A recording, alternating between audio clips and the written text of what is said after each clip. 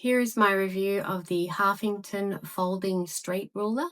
And what I really love about is its compact size. I was looking for something that was small and durable that I could keep in my pencil case at all times, and but would also give me the length of a full ruler. So you can just easily unfold it, and there you go. You get a nice full length ruler.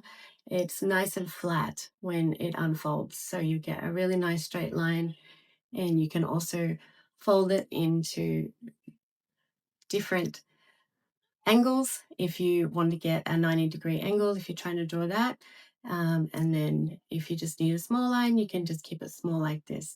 I love its compact size. It's made of aluminum, so it feels really durable.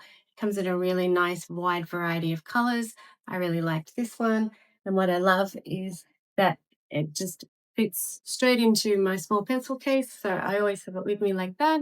And I'm going to show you how it does a nice straight line. I'm going to draw a line that goes across where it joins here, just to show you that you do get a really nice straight line. It doesn't break at all there.